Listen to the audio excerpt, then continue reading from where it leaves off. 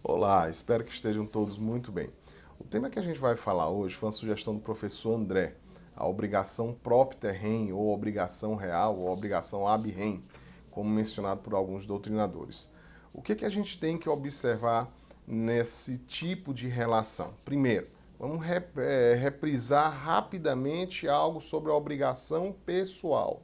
A obrigação pessoal, a nossa relação obrigacional clássica, é aquela relação na qual um indivíduo vinculado a outro, no sentido de satisfazer determinado interesse ou necessidade do outro, com cunho patrimonial e, claro, lembrando da temporarialidade.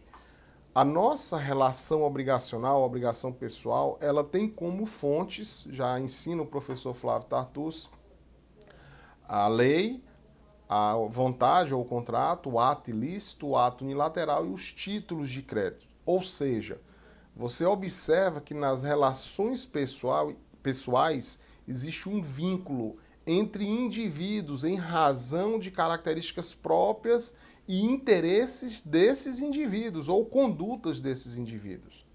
Quando a gente vai para a nossa obrigação real, eu tenho um vínculo, eu vou ter uma ligação entre o credor e o devedor. No entanto, esse vínculo ele não surge de vontade. Ele surge em razão de uma característica específica do devedor. Que característica específica do devedor é essa? Ele ser proprietário de um determinado bem. Vamos lá, vamos por partes. Na obrigação pessoal, a gente identifica um vínculo, uma ligação entre pessoas em razão dessa vontade e conduta em si das pessoas. Na obrigação real, a gente vai observar que há uma ligação, há um vínculo entre as pessoas, no entanto, o devedor se submete a essa posição em razão de ser proprietário de um determinado bem. Por ele ser proprietário, ele vai ter que arcar com um pagamento, um determinado pagamento. Vamos tentar dar um exemplo aqui envolvendo um imóvel. Tá? O Alexandre alugou um imóvel do professor André. Isso é uma obrigação pessoal. Por que é uma obrigação pessoal? Porque essa minha relação com o professor André decorreu de vontade. Alexandre está vinculado ao André para arcar com a prestação chamada aluguel.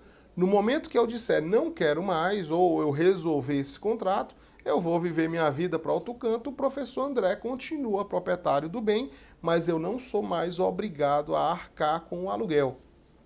Mesma situação, mesmo imóvel, o professor André tem um vínculo com o município de Teresina em razão da existência desse imóvel como sua propriedade. Que vínculo é esse que o André tem com o município de Teresina? A obrigação de pagar IPTU.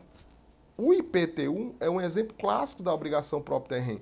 O André não foi até o município e fez um contrato com o município, através da prefeitura, que arcaria anualmente com o valor de IPTU por esse imóvel.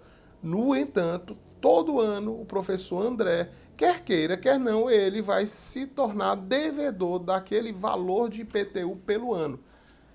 A obrigação própria terreno, ela decorre disso, dessa característica, dele ser proprietário. Bento, e se o André vendeu o imóvel? No momento que o André vendeu o imóvel, ele deixa de ser proprietário, então ele não é mais devedor ou obrigado a arcar com o valor de IPTU sobre esse imóvel. Quem é que vai arcar com o valor de IPTU sobre esse imóvel? O comprador, a pessoa que adquirir este bem. Por que é importante a gente ter essa noção sobre o que é uma obrigação pessoal e sobre o que é uma obrigação real?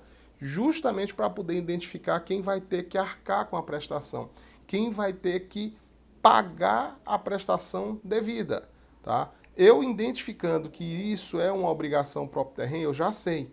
Quem vai arcar é uma pessoa que tem uma característica específica e é proprietário, que é ser proprietário. O Código Civil vai retratar vários exemplos, principalmente nos direitos reais, dessas relações que decorrem do fato de alguém ser proprietário de um bem.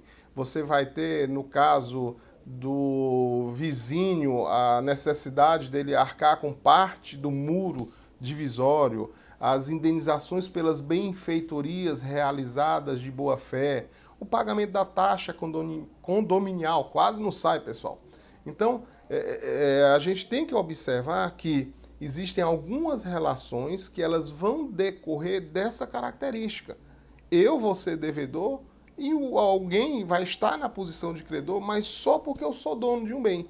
Se eu não for dono de um bem, eu teria que ir para a ideia lá da nossa obrigação pessoal, tá bom? Espero ter ajudado. André, forte abraço nos seus alunos. Tudo de bom para todos vocês, pessoal.